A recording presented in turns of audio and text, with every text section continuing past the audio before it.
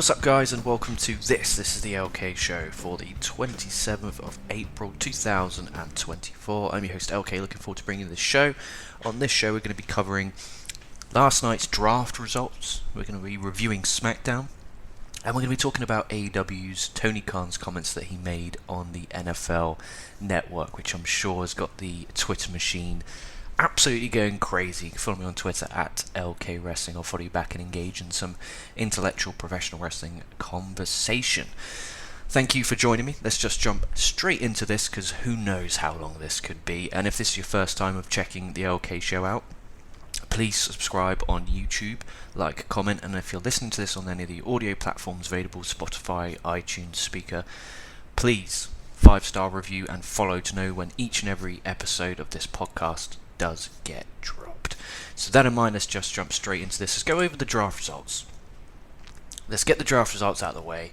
There's not that many. It's not like back in the day where they used to cram it all on Monday Night Raw. We're spread out, and they do it a lot more confusing than they used to. I miss the days of the lottery. Remember back in 2004, 05, 06, they had the little spinning ball and they collected it. It was alright even when they did it on the screen, and there was the boom. That was some great effects, wasn't it? Who needs these fancy podcasting features when you can make noises like that? So it's not like that. So they make this as legitimate as they possibly can. So they kind of have these war rooms. They call them the war rooms. It's just fucking cringy as shit. They have these quote raw. So you got a Raw team and a SmackDown team in there. They got whiteboards and they're trying to pick their picks. All right, and that's fair enough. They're trying to make it as legitimate as they can. But I miss the good old lottery. It makes it a bit more exciting. You really don't know who's going where.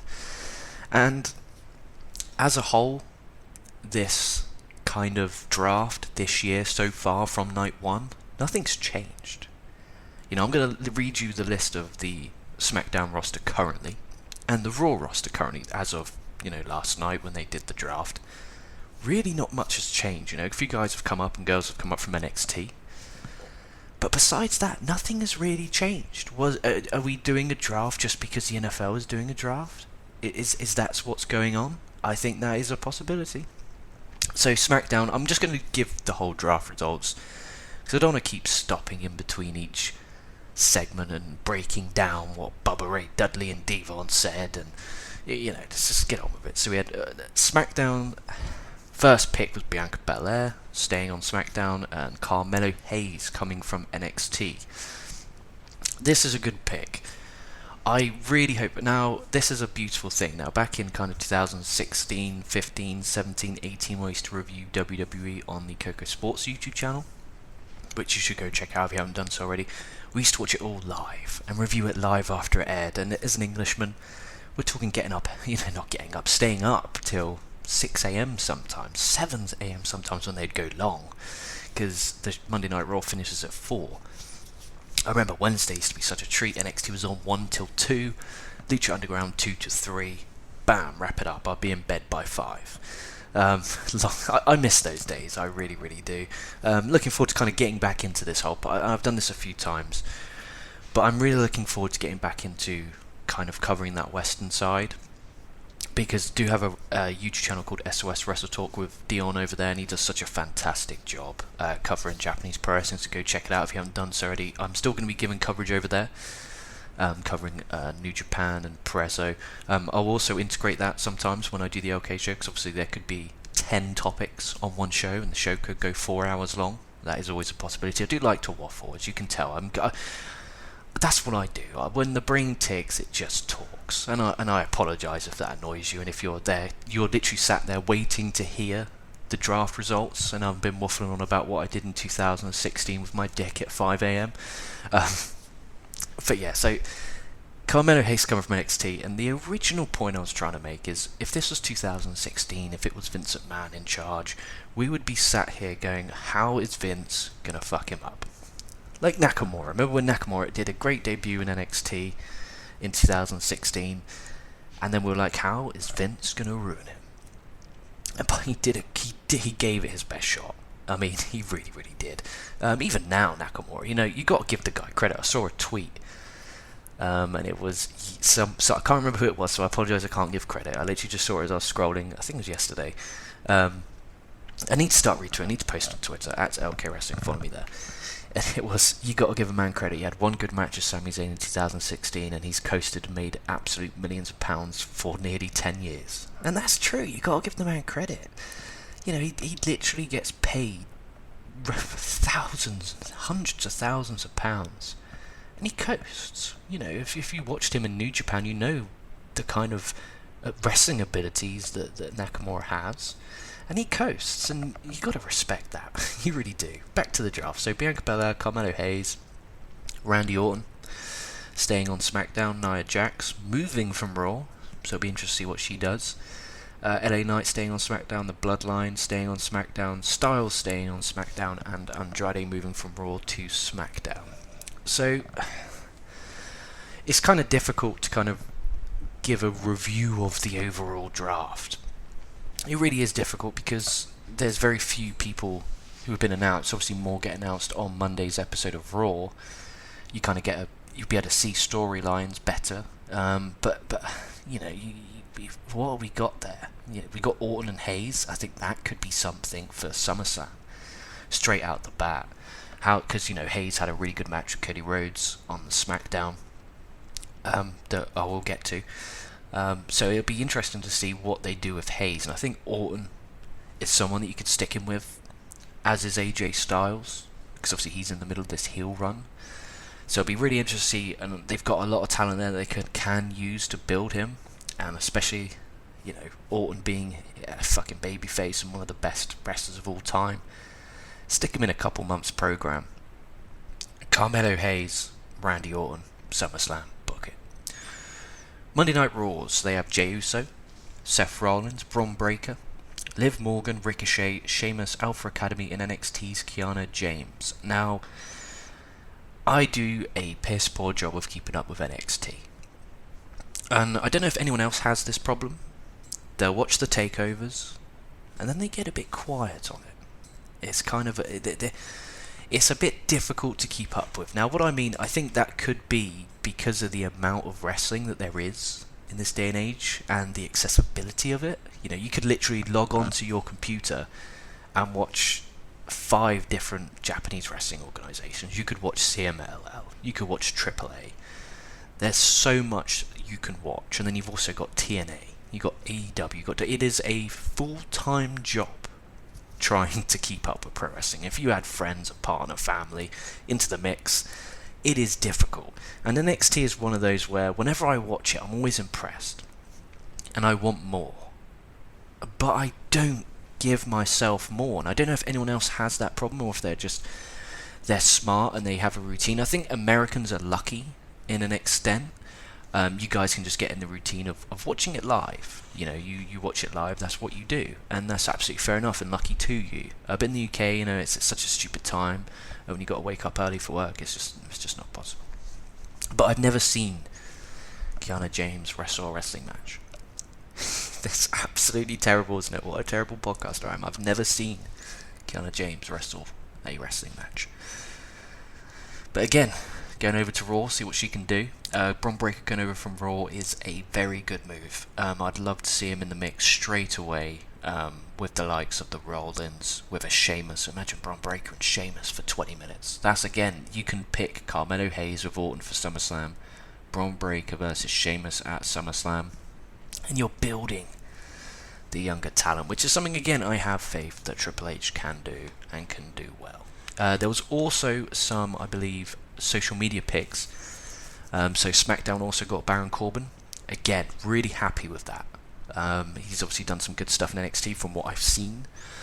But I look back, and especially, and again mention this, back in kind of 2016, 17, 18, when Corbin was on Raw, I remember I used to call him Boring Corbin. Horrible man. What a horrible man I am. That's what I used to call him. And I regret that, because an older self, you know, being in my later 20s now, a bit more mature and understanding, I think Corbin did a good job. He always got good heat. People call that go away heat, but still heat at the end of the day, and he always did a good job. So I'm happy for Corbin. Hopefully he does well. Hopefully he gets given something, as in a program, something to sink his teeth into. Hopefully kind of character revamp. Also, the OC, Luke Gallows, Carl Anderson, and Michin are on SmackDown, as well as Cedric Alexander and Ashante Theodonis are on SmackDown. Raw, we have Ivar, who's been having some bangers with Chad Gable on Monday Night Raw every week. Shayna Baszler, Zoe Stark, and Alba Fyre and Isla Dawn. They are all on Raw. So, again, Cedric Alexander is a guy, again, who's getting paid. I think he's on SmackDown because he's going to be part of Speed, which is their Wednesday afternoon show on X, or Twitter. Whatever you wish to call it. So it'll be interesting to see if Alexander actually gets up too much. Because he's, again, another really talented guy. Really enjoyed watching his work in ROH, PWG, so many places all around the world. He had some really good matches. I would have loved to have seen Alexander involved in a Best of Super Juniors. I think that would have been really good, seeing Cedric Alexander in a Best of Super Juniors. Is that something that happened? I don't remember it happening, but I really would have enjoyed seeing that. Let's get on to SmackDown.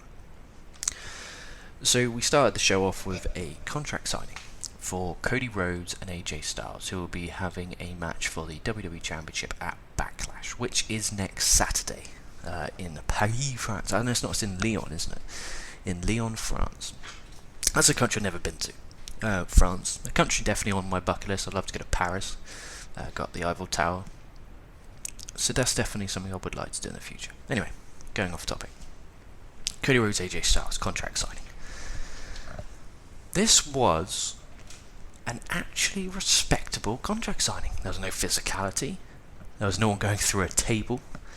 You know, when you hear contract signing involved in any wrestling organisation, whether it's WWE, whether it's AEW, you do get a bit, okay, who's going through the table? Security are going to come out. We didn't get that. You know, you had AJ Styles, who defeated LA Knight last week on SmackDown to become the number one contender for the WWE Championship at Backlash, basically coming out saying, this isn't AJ Styles versus LA Knight, I don't respect LA Knight. Which, as a whole, I actually felt kind of made LA Knight look a bit shit. You know, because AJ said, like, oh, I respect you, Cody, so much, I respect you, blah, blah, blah. LA Knight, who for the last year is on the up, he's on the rise, and they haven't pulled the full trigger yet. They gave him a win at WrestleMania, but they do this a lot, and this is something they need to not get in the routine habit of doing, which they have for the past probably 3 decades. You give someone a big win at Mania, but then they have to lose to put that guy back over. So Styles lost at Mania, so then they're like, oh, you know, Styles lost, we have to rebuild him back up. But now LA Knight looks shit. It's a real tricky one. But they're keeping him off TV, LA Knight, which is fine. I think that's smart, because if you kind of... It wasn't on purpose. I'm not coming at AJ saying, oh, you buried him.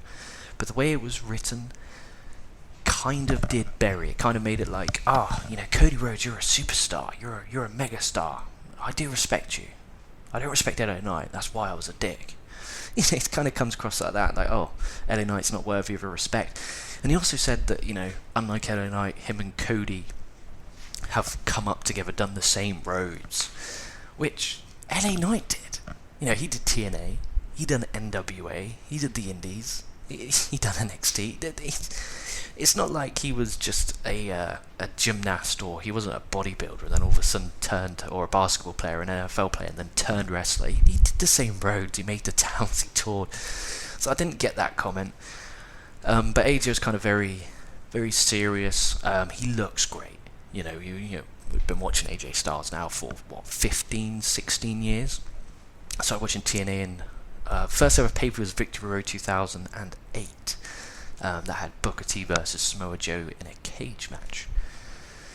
So, I've been watching AJ for a long time, and he looks incredible.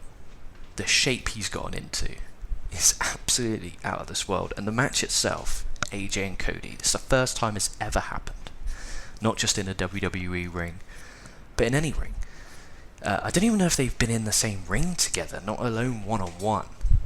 So I'm looking forward to the match. And this promo from AJ just kind of establishes he's a heel, but he's not going to be a dick.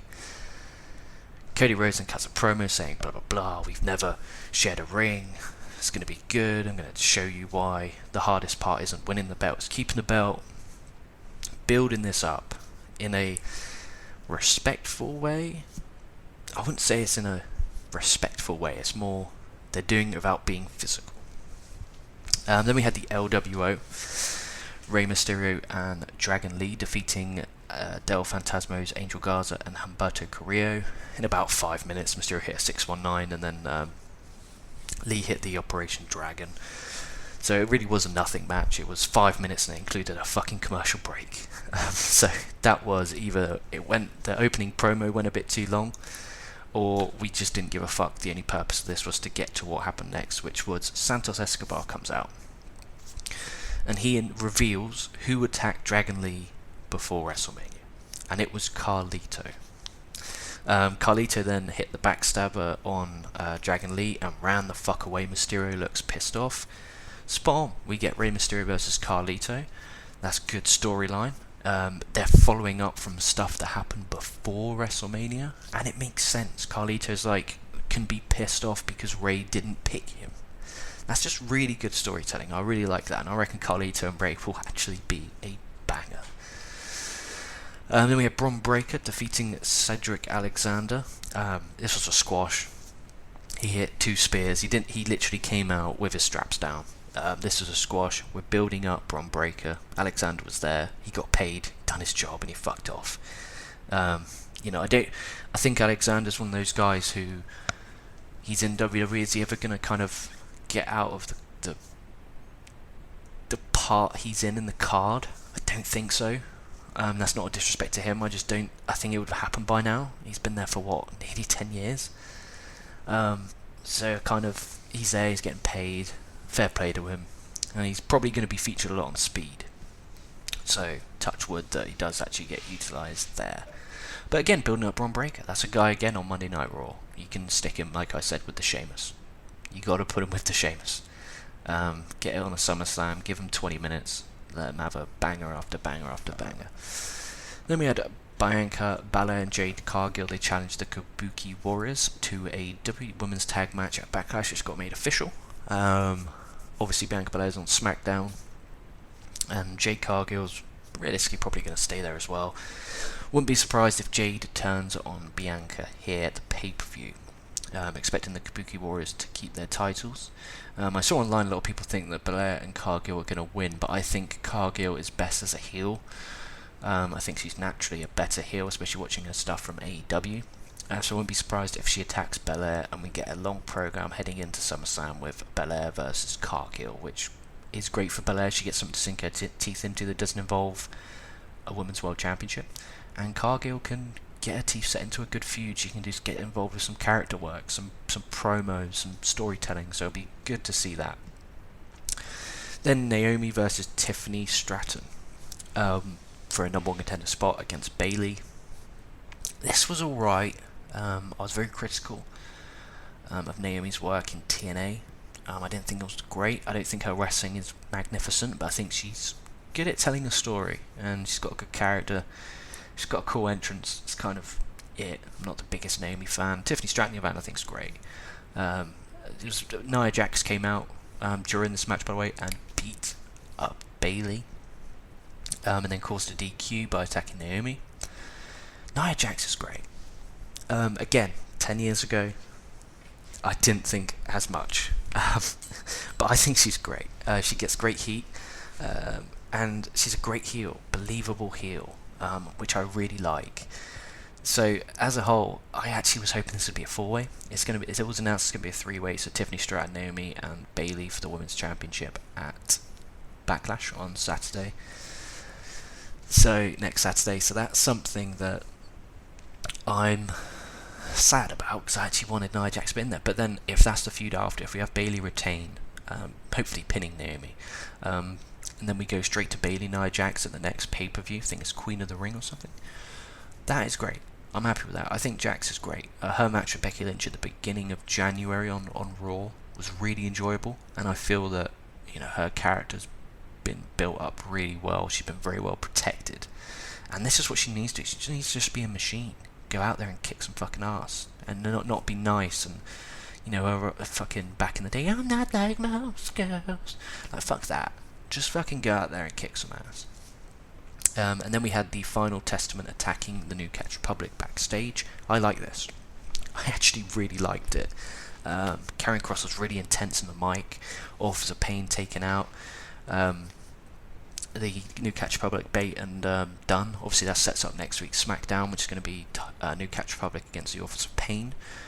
Final Testament, hopefully they stay on SmackDown, or even better, get moved over. No, because Raw's got Judgment Day, which is fairly similar. So hopefully, you know, Final Testament can stay on SmackDown and they can build them. When Karrion Kross came back, he's done fuck all. I mean, fuck all. This is a really talented guy. His run in NXT was incredible. His championship reign was really good. Great character work. He's come here, he's got a new character, which I like. They just need to build him, give him TV time, give him some wins. It's not difficult. You got Cedric Alexander there. You know, he's getting paid. He bumps like a motherfucker, makes you look great. Why can't we get that with everyone? Back in the day, that's what we did to build people up. I say we. That's what they did. They used to have squash matches. You know, we can't have too many squash matches. Why not? Why not? Would it have hurt if he had this, and then, you know, Kross pushed the camera, and then, you know, Kross comes out and beats a local talent in 60 seconds. Bam. Then we had Bayley announced defending again against Naomi and Tiffany Stratton, and then also Teddy Long announced Kevin Owens and Randy Orton against Tama Tonga and Solo for the pay-per-view, which is going to be a really good match. I'm really looking forward to that one. And because there was a brawl that happened just literally before this. So Paul Heyman's there, he's talking to Solo, Tama's there, then KO comes in, he brawls with Tama, and then, then that's when Belair and Cargill challenge Kabuki Warriors on the ramp, and then as they're just finished talking and posing, Kevin Owens just starts brawling with Tama all the way to the ring, and then Solo comes out, attacks KO, then Orton music hits, makes the save. Still making the Bloodline stuff relevant. That is good stuff. I like the pairing of Kevin Owens and Randy Orton. They're doing a talk show next week on SmackDown called the RKO Show, which obviously a play on words of the KO show with Orton. And it's just really good. And I tell you what, I wouldn't mind if Orton and Owens had a tag title run. I do see Owens turning on Orton or something happening. But either way, it'll be good for the Bloodline. And imagine if the Bloodline get the win over Owens and Orton on next Saturday. That will do wonders for them. It really, really will. Because, you know, Solo hasn't won a match since defeating John Cena at Crown Jewel last year. So if he comes out, especially with Reigns gone for the foreseeable future, you can imagine Solo beating Orton. You know, Orton's a guy who never needs to win another wrestling match in his life, and he'll be over like Rover. 1,000%. He never, ever needs to win another wrestling match in his life. Literally, and he'd still be just as over. And then we had the main event. We had Cody Rhodes defeating Carmelo Hayes after beating him with the Crossroads. Really good match. There was a bit of a scary moment at the end. Hayes went for a crossbody, as did Cody, and they both missed each other, and Cody landed a bit hard on his shoulder. He then just wrapped it up and hit the Crossroads. He gave Carmelo Hayes respect, which is decent because that is a rub. And that made you can win in defeat. Carmelo Hayes took the loss, but he won because the biggest star in the company and the heavyweight champion of the world, the WWE champion, gave him respect, which is, as a heel, all Carmelo Hayes could have really wished for on his debut on SmackDown, or proper official debut on the main roster. So for that, I enjoyed it. It wasn't a barn burner by any stretch of any imagination. It really, really wasn't. But they still went out there. It was a safe match, but they went out there. Hayes hit this really nice springboard moonsault DDT, which looked absolutely beautiful. It wasn't even a moonsault one. It was kind of a springboard, and he fell back and hit the DDT, which is just really, really nice. So it'll be interesting to see again what Hayes does. I say put him with Orton for SummerSlam. and not Hayes win, obviously. And then we had AJ Styles and Cody Rhodes have a stare down. I think that done a better job than the contract sign of getting me excited, to be honest. It was a good stare down. It made me want to watch the pay-per-view next week, which is the fucking job of it. That is the job of SmackDown, is to make me want to buy the pay-per-view. Well, it was back in the day anyway. Back in my day. Let's get on to some news. So overall, SmackDown, an alright show. I like the stuff with Carlito and Mysterio. The Final Testament has potential. I'm enjoying the women's division. I'm really looking forward to seeing where that goes, because I actually enjoy Bayley and I enjoy Tiffany Stratton and I enjoy Nia Jax. So this SmackDown women's division, if kept where it is, I'll be a big fan of. And obviously the draft results were pointless.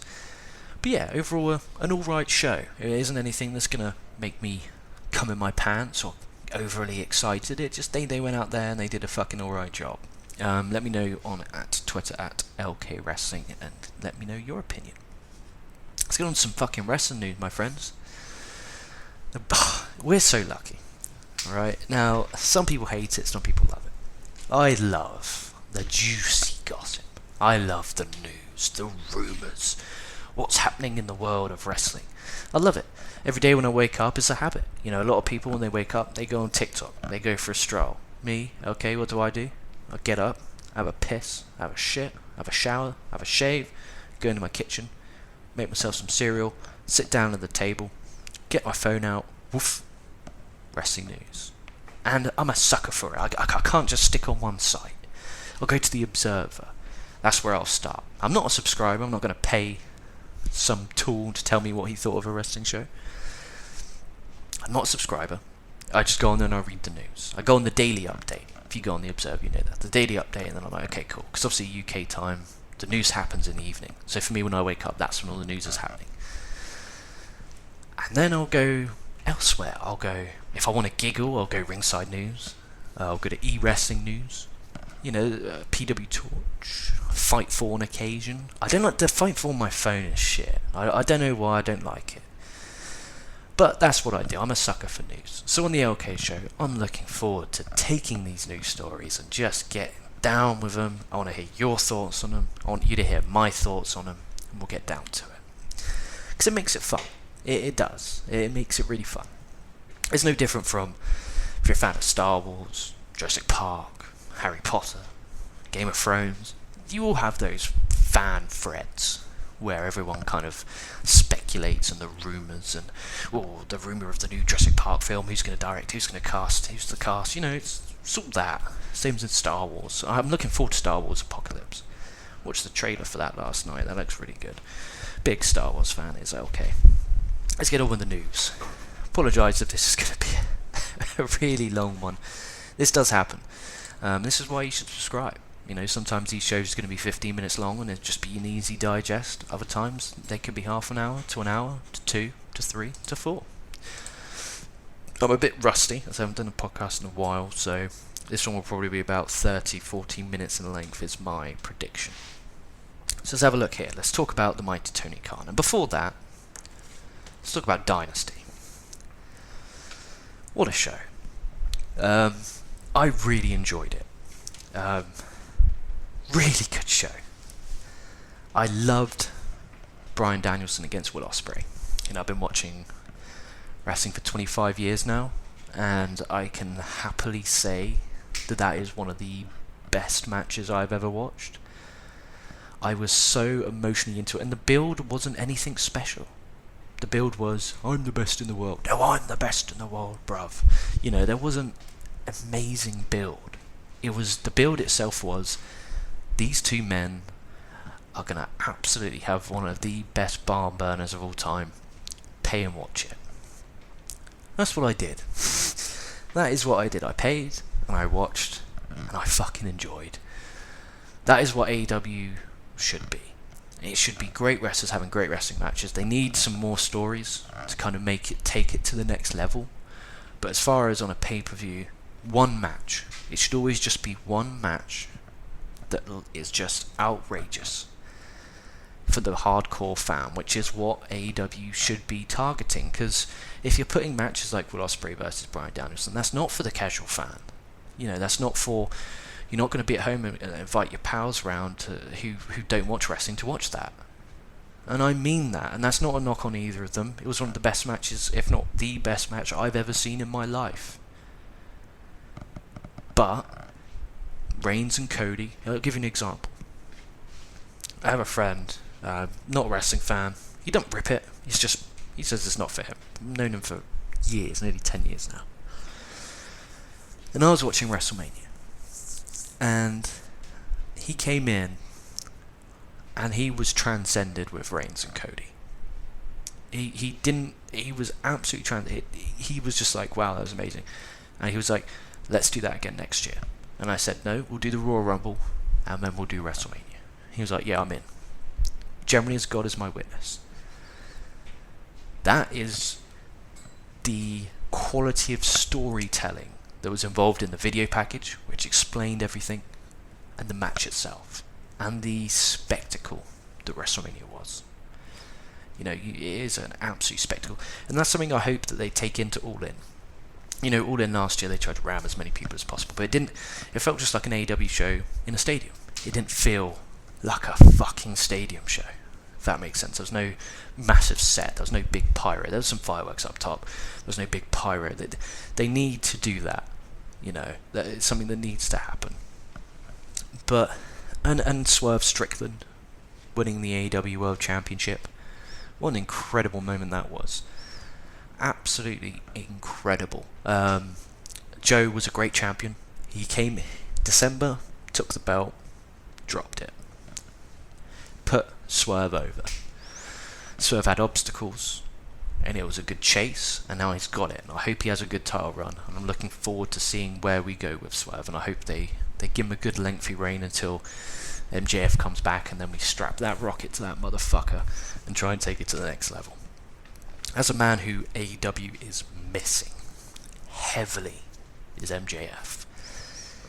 Because he would go out there in his promos, you'd do 10-20 minutes of the show every week on Dynamite is dedicated to him. So every Wednesday night, 10-20 minutes, that's yours, MJF. Now he's not there, I'll miss it.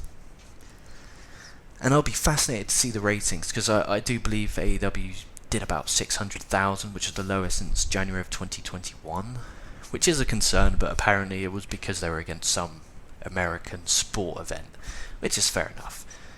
But it'll be interesting to see the numbers next week, because I'm absolutely bamboozled how a company can have Edge, Sasha Banks, Daniel Bryan, right, Dean Ambrose, to a lot of WWE wrestlers, Cesaro, the best of WWE from 5 years ago.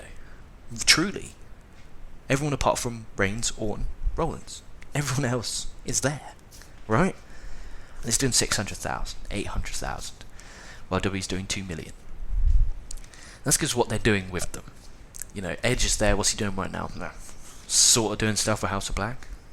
You know, but they did a good thing on Dynamite, which we'll get to. So the Young Bucks hitting the Meltzer driver on Tony Khan was great. As long as we don't have Tony Khan on TV all the time. Keep him off TV. Use that literally as a heat magnet. Next week on Dynamite, have someone come out and defend Tony Khan, say what you did was absolutely disgraceful. Let's have a blood and guts match at Double or Nothing. That I'm cool with. I don't want to see Team Khan versus Team Elite. That's something I don't want. I really don't want.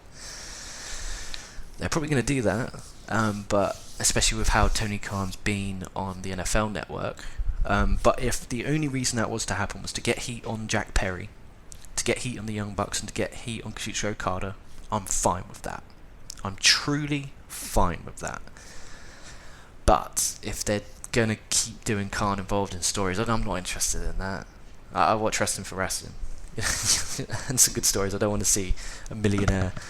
I mean, you say that Vince McMahon is one of the most successful heels of all time, but you know, Vince McMahon and Tony Khan are two completely different fucking animals. Speaking of Khan, let's get on to it. Let's fucking do it. So, during the NFL Network, there's a question asked,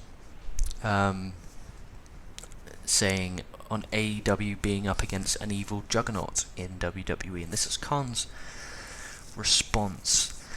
You know, AEW, we've been doing this for 5 years. We're the most successful sports startup since the AFL pre-merger. There has not been a challenger brand who has gained as much market share as AEW in many, many, many years. We are like the Pepsi of pro wrestling. We are up against an evil juggernaut. WWE is our competitor. That's who we're facing. AEW is like the Pepsi of pro wrestling. WWE is like the Harvey Weinstein of pro wrestling. And I'm really proud of what we've done here. Oh my god. Oh god. What is going on with these back and forths with AEW and WWE?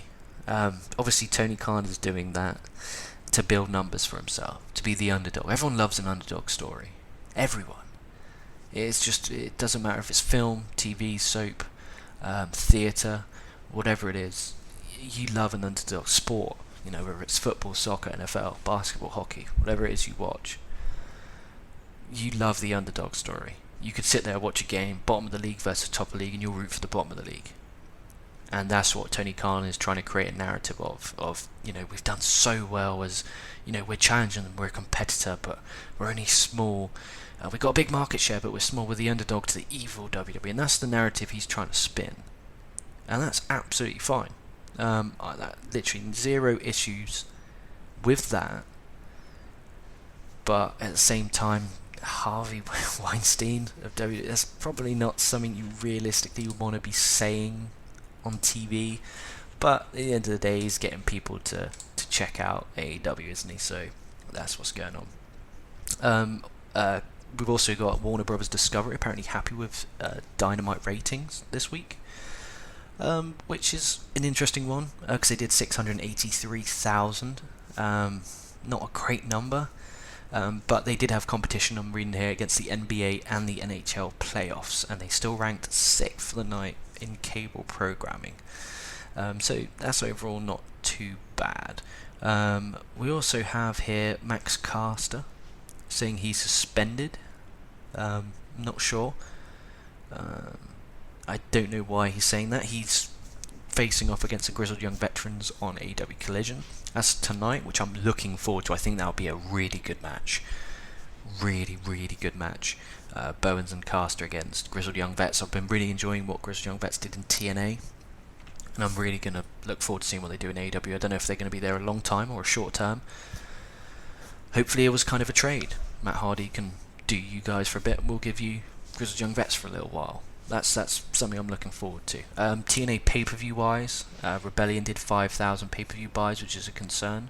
You know, how much do they still mug you off for about $50, isn't it? 50, but it used to be back in the day, $50 for a pay-per-view in America, right? Because that wasn't the full number. That was just the number that was given for the pay-per-views themselves, not including Fight. But I mean, from that, if there was 5,000 buys at $50. They take home 250,000. That's not terrible, is it? I don't know if it is $50, but then obviously they will have to pay for everything, so they probably don't make much from it. But you know, overall, it's not the end of the world. It's probably been lower. I thought Ziggler going over there would have made more of a difference. You know, because their roster, TNA's roster, is actually pretty damn good. Let's see what Eric Bischoff. So Eric Bischoff responded to Tony Khan. He tweeted, "No, at Tony Khan, you're more like a urine sample than you are Pepsi."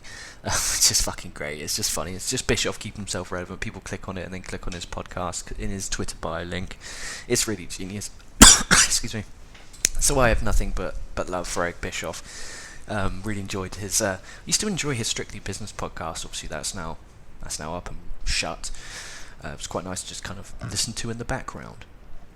But with that in mind, that's kind of it for today's news. Tony Khan going off on a mad one at WWE, just spinning the narrative that they're the underdog. Check us out because we're the underdog. Kind of going that's kind of what, you know, the ECW kind of went with back in the day, back in the 90s. You know, fuck WWE, fuck WCW. You know, we're kind of the underdogs. No one wants us. Cable networks fuck us over. It'll just be interesting to see. Collision tonight. Looking forward to that. Grizzled Young Vets against Caster and Bowens.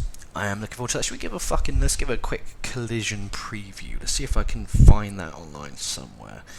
Because I haven't watched Collision in a fat while. I might watch that tonight and give a review of it tomorrow. That's probably what I'll do. Where are we at? So I typed in on my Google machine AEW Collision preview, and I'm at PW Torched. Right. So we're live on TNT in Jacksonville, Florida, at the Daddy's Place. We have the Acclaimed against the Grizzled Young Veterans.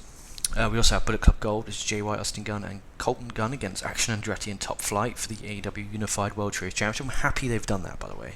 I'm really happy they've combined the RH 6-man with the AEW 6-man, because you don't need fucking two of those. You really don't. But then they've introduced a women's TV title. There's so many belts in AEW. It's absolutely astronomical. And then they add in the fucking New Japan belts. It's like, fuck me. Every fucking ridiculous.